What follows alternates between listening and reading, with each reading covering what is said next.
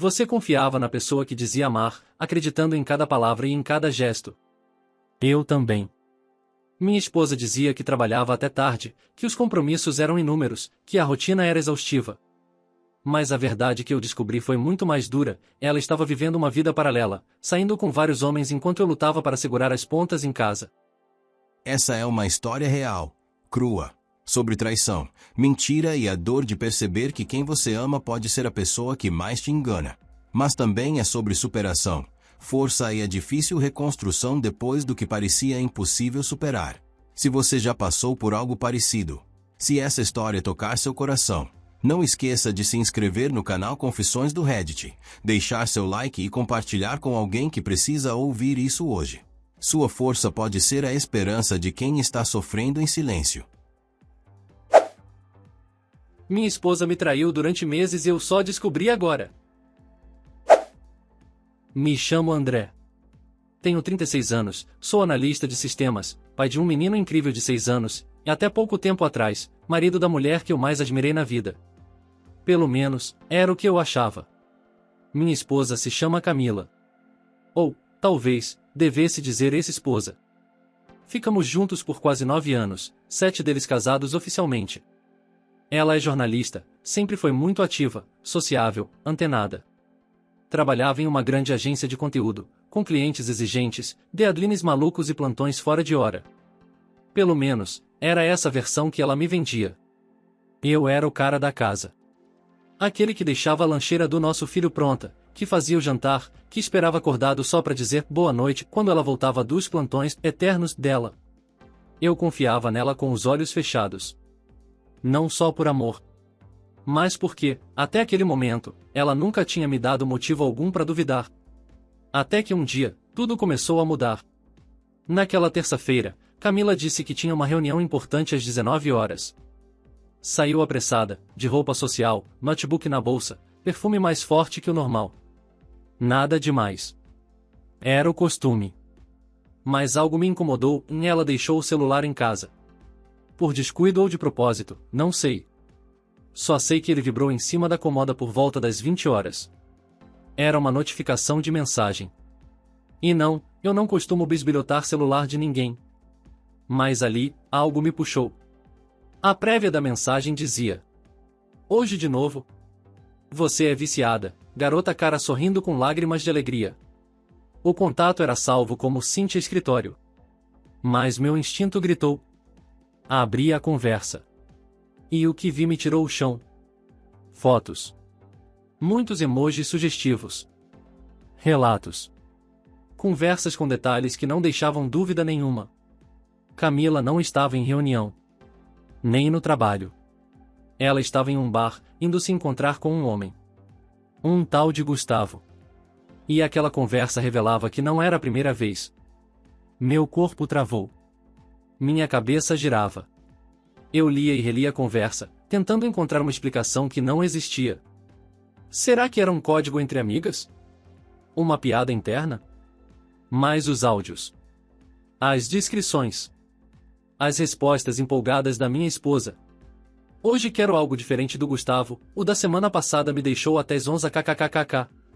O da semana passada. Ou seja, mais de um. Fechei o celular com o coração batendo tão forte que parecia que ia me sufocar. Meu primeiro impulso foi ligar para ela, gritar, perguntar, exigir uma explicação. Mas eu não fiz isso. Talvez por medo. Talvez por vergonha de admitir que, por tanto tempo, eu estava vivendo uma mentira. Ela voltou para casa por volta das 23 horas. Entrou sorridente, me deu um beijo na testa como sempre fazia, e foi direto pro chuveiro. Eu fiquei ali, calado. Fingindo que estava vendo TV. Fingindo que estava tudo normal. Mas por dentro, eu já sabia. Meu casamento tinha acabado naquela noite. E eu só não sabia ainda o quanto aquilo iria me destruir. Na manhã seguinte, eu acordei antes dela. Fiquei observando enquanto Camila dormia tranquilamente, como se a noite anterior tivesse sido apenas mais uma rotina de trabalho. Mas eu sabia. Agora eu sabia demais. Enquanto nosso filho comia cereal na cozinha, eu revisava as últimas semanas na minha cabeça. As idas constantes a reuniões fora do expediente. As viagens de última hora. As roupas que, de repente, ficaram mais ousadas. Os perfumes novos. As desculpas sempre justificadas com "é coisa da agência". E o que mais me doía? Eu não quis ver. Porque confiar era mais fácil do que desconfiar. Aquela manhã foi uma tortura silenciosa. Camila acordou, me deu um beijo no ombro e foi direto ver nosso filho. Brincou com ele como se nada estivesse acontecendo. E pela primeira vez, aquela imagem que antes me enchia de amor, agora me causava repulsa. Esperei ela sair. Assim que ouvi o portão bater, peguei o celular dela de novo. Ela continuava logada nas mensagens com a tal Cíntia Escritório. Só que, ao investigar melhor, descobri que esse contato era falso.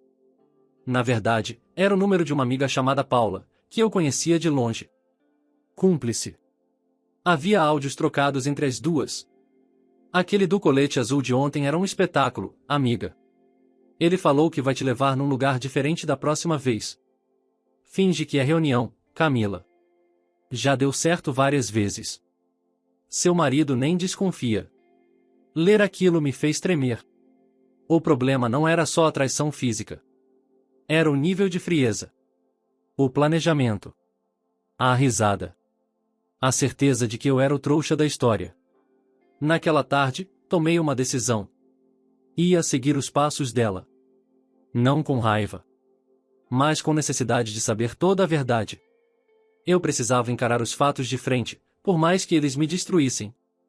Comecei a observar horários, trajetos, ligações. Instalei um app de rastreamento silencioso no celular dela, que ainda era o mesmo que eu pagava. No dia seguinte, por volta das 18h30, vi que ela não estava no trabalho. Estava em um bar no centro da cidade. Um bar que, curiosamente, ela dizia odiar por ser barulhento demais. Peguei o carro e fui até lá. Estacionei um pouco mais distante, desci a pé, sentei num banco na praça em frente. E ali, vi com meus próprios olhos. Camila. Cabelos soltos, vestido vermelho, taça na mão. Sorrindo. Tocando o braço de um homem que eu nunca tinha visto antes. Beijando ele como se fosse o amor da vida dela. Meu estômago virou. Mas eu não chorei. Não ali. Eu gravei um vídeo com o celular. Não por vingança. Mas porque eu sabia que, se não registrasse aquilo, ela seria capaz de negar tudo. Voltei para casa. Entrei. Sentei no chão do quarto do meu filho, que já dormia. Fechei os olhos e pela primeira vez, me permiti desabar. Não era só tristeza. Era a dor de perceber que eu amava alguém que já tinha deixado de me amar há muito tempo, e eu não vi. Naquela noite, Camila chegou tarde. Entrou em casa sorrindo, como sempre fazia. Largou a bolsa, tirou os sapatos na porta e foi até a cozinha pegar água. Eu estava na sala, sentado. O celular em mãos. O vídeo aberto. Boa noite, amor, ela disse. Boa noite, Camila, respondi, sem emoção. Ela percebeu o tom. Parou por um segundo. Mas seguiu como se nada estivesse errado. Vou tomar banho e já volto. Acho melhor você assistir isso antes. Ela parou. O quê? Estendi o celular. Ela pegou, ainda sem entender. Assistiu o vídeo. Segundos depois, a cor do rosto dela mudou. A taça de vidro que segurava tremeu levemente. Ela tentou respirar fundo, como se buscasse forças para reagir. Você me seguiu?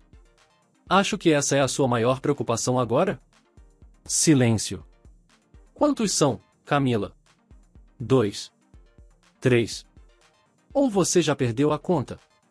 Ela não respondeu. Se sentou no sofá, cabeça baixa. A imagem dela ali, sem conseguir me encarar, me mostrou o que eu precisava saber. Ela não estava arrependida. Estava só assustada por ter sido pega. Você quer que eu diga o quê, André? A verdade. Pelo menos uma vez. Ela respirou fundo. E começou. Tá bom. Você quer saber? Não foi só com um. Foram com alguns. Eu me sentia presa, sufocada. Você se acomodou. A rotina nos matou. Eu precisava me sentir desejada de novo. Aquela frase. Me sentir desejada. Como se as noites que eu cozinhei para ela, os bilhetes que deixei na mesa, os elogios que fazia quando ela dizia que estava feia, nunca tivessem existido. Você poderia ter falado comigo, Camila. A gente podia ter tentado. Mas você escolheu mentir. Enganar. Me expor. E pior, expôs nosso filho a uma mãe ausente por escolha.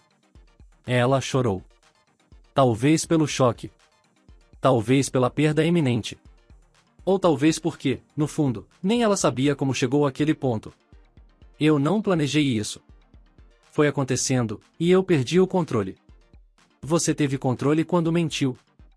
Quando trocou o nome do contato. Quando combinou encontros. Isso não foi acidente. Foi decisão. Silêncio.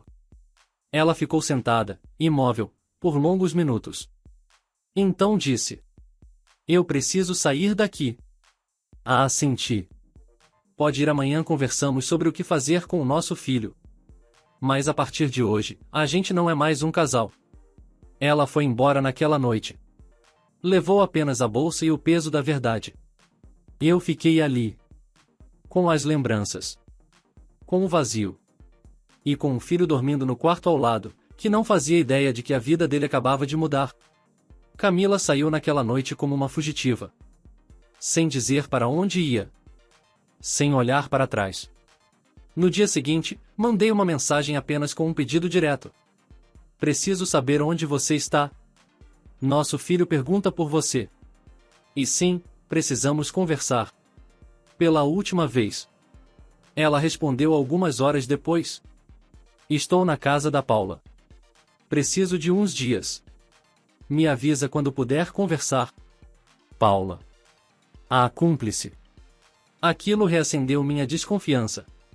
Se ela estava na casa da mulher que ajudou a acobertar tudo, provavelmente ainda estava vivendo a mentira.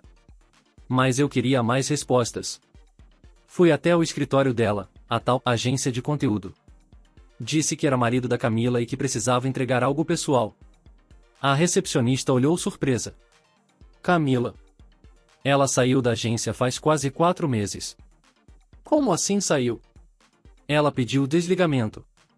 Disse que ia trabalhar como freelancer. Meu coração disparou. 4 meses. 4 meses em que ela me dizia que estava na agência todos os dias. 4 meses em que eu ajustava meus horários, trocava compromissos, fazia malabarismo com nosso filho para que ela pudesse cumprir com os plantões. Voltei pro carro em silêncio. Dentro de mim, um misto de raiva, vergonha e humilhação. Camila não só me traiu. Ela criou uma vida paralela. Naquela noite, entrei nas redes sociais de algumas pessoas próximas a ela. Tentei puxar informações, fotos, qualquer coisa. E então encontrei um perfil de Instagram fechado, com nome aleatório, tipo @CamilaZunchini22. A foto de perfil era dela. Mas com um filtro exagerado. Enviei solicitação do meu perfil fake. Minutos depois, fui aceito. O que encontrei ali destruiu o pouco que ainda restava dentro de mim. Fotos em bares, praias, motéis. Legenda com frases como: liberdade é fazer o que te faz feliz. As noites só são curtas quando valem a pena. Homens diferentes em cada publicação. Rostos cobertos, mas mãos, braços, contextos, todos sugeriam o que ela fazia com eles. Tudo isso enquanto, na minha casa, ela dizia que estava exausta do trabalho. Enquanto meu filho pedia para ela chegar mais cedo da reunião. Enquanto eu dormia com a porta entreaberta, esperando que ela me dissesse boa noite, como sempre. Na noite seguinte, ela voltou para casa. Disse que queria conversar. Sentamos. Ela estava visivelmente abatida. Eu te machuquei de um jeito que nem sei como reparar, André. Mas, se ainda houver alguma chance de reconstrução, eu quero. Olhei nos olhos dela. Reconstrução? Você largou o trabalho, criou uma vida paralela, mentiu pro seu filho, e quer reconstrução? Ela baixou a cabeça. Eu estava perdida. Você não estava perdida. Você escolheu se perder. Silêncio. Eu te amei, Camila. Verdadeiramente. E por isso, não vou te impedir de ver nosso filho. Mas reconstrução? A única coisa que você vai reconstruir é a sua própria consciência. Sozinha. Ela chorou. Mas não chorei com ela. Porque naquele momento, eu já estava em outro lugar. Um lugar onde a dor ainda existia, mas onde a dignidade estava voltando a respirar. Após nossa última conversa, Camila foi embora de vez. Pegou algumas roupas, documentos e foi para um pequeno apartamento que, segundo ela, já estava alugando havia semanas. Sim. Ela já estava se preparando para sair de casa antes mesmo de eu descobrir tudo. Essa foi mais uma punhalada. Mas, sinceramente, doía menos do que antes. A verdade, por mais brutal que seja, liberta. Comecei a terapia. Na primeira sessão, fiquei em silêncio por quase 10 minutos. Quando finalmente falei, a psicóloga me perguntou: "Você se culpa?" E, pela primeira vez, percebi que sim. Mesmo traído, enganado, feito de tolo. Eu me sentia culpado por não ter percebido antes. Mas com o tempo, fui entendendo. A culpa pela traição não é de quem confia. É de quem mente, mesmo sendo amado de verdade. Nosso filho passou a ficar comigo a maior parte do tempo. Camila o via nos fins de semana. Nos primeiros encontros, ela tentava me olhar diferente. Como se buscasse algum resquício do amor que um dia tivemos. Mas não havia mais nada. Só respeito. E isso, por incrível que pareça, era suficiente para mim. Ela parecia cansada. Havia perdido o brilho forçado que exibia nas redes. A maquiagem não disfarçava mais o vazio. E mesmo cercada por tantos homens, ela estava sozinha. Por que liberdade sem consciência e vir à prisão? Um dia, ela me ligou. Chorando. "André, eu tô me sentindo um lixo." "Você tem razão. Eu fiz tudo errado. Perdi você. Perdi a confiança do nosso filho. E o pior, ou eu me perdi." Eu ouvi. Não gritei. Não julguei. Mas respondi com firmeza. "Você se perdeu porque nunca parou para olhar para o que tinha. Agora só te resta aprender a viver com o que perdeu."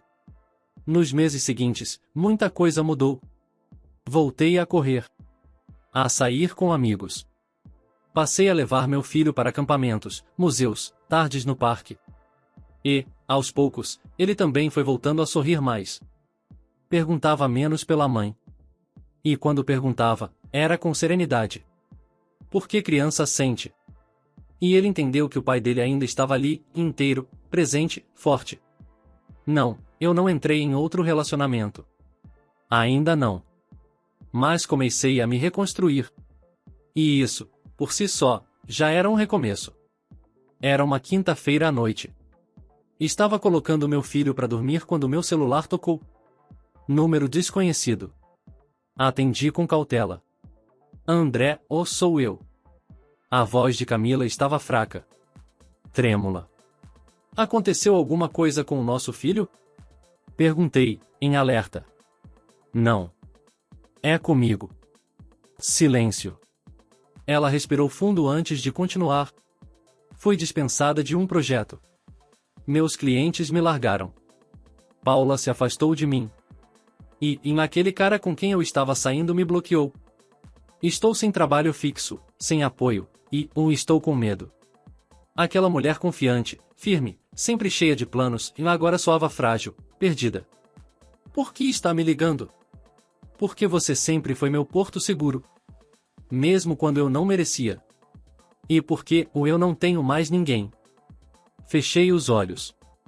Era surreal ouvir isso.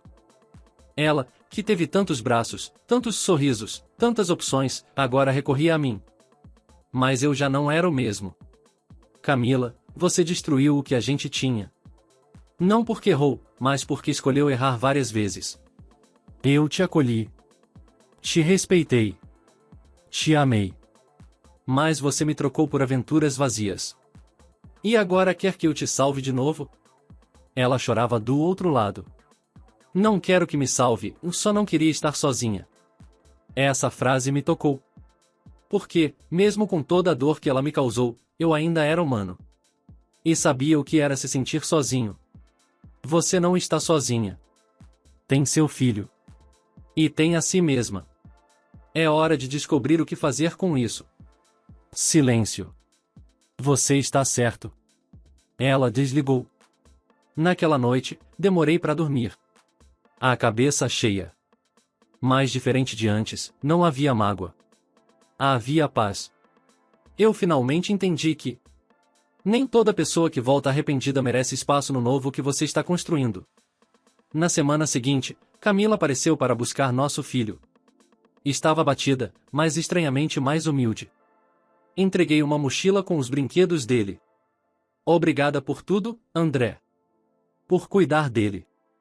Por não envenenar ele contra mim. Por ser você. Apenas assenti. Porque perdão, às vezes, é só seguir sem carregar o outro nas costas. As semanas passaram. Eu estava mais leve. Não porque a dor tinha sumido, mas porque ela deixou de me controlar. Camila seguia distante. Fazia o básico como mãe, e isso, por enquanto, bastava. Meu foco era outro agora, em reconstrução. Um dia, fui convidado para uma roda de leitura organizada por uma colega de trabalho. Nada formal. Apenas um grupo de pessoas que gostavam de compartilhar ideias, livros, reflexões. Foi lá que conheci Lorena. Ela era diferente. Não tentava impressionar. Tinha um sorriso tranquilo e olhos que escutavam antes mesmo de você falar. Conversamos sobre literatura, criação de filhos, viagens que nunca fizemos. Nada romântico. Só uma conexão simples, como há muito tempo eu não sentia com ninguém. Nos dias seguintes, mantivemos contato. Ela era divorciada também. Tinha passado por uma traição traumática, mas soube reconstruir sua vida de forma inspiradora. Sabe, André, ela disse uma vez, a gente não precisa provar nada para o mundo. Só precisa não perder a nossa essência. Aquela frase ficou comigo. Certa tarde, fomos tomar um café. Conversamos por quase 3 horas.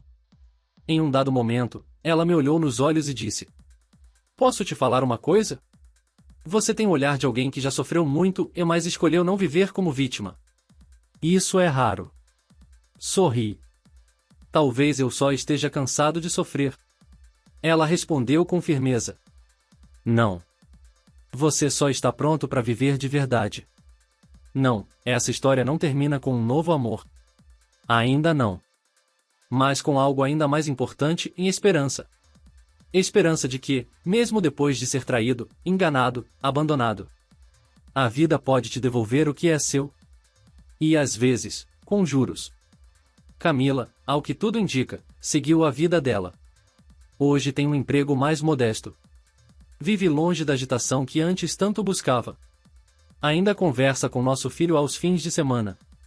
Mas ele, naturalmente, se apegou mais a mim. E isso não é vitória. É a responsabilidade. Uma que eu carrego com orgulho. Porque, apesar de tudo, a inocência dele nunca foi traída. Hoje, escrevendo tudo isso, percebo como a vida pode virar de cabeça para baixo em questão de dias.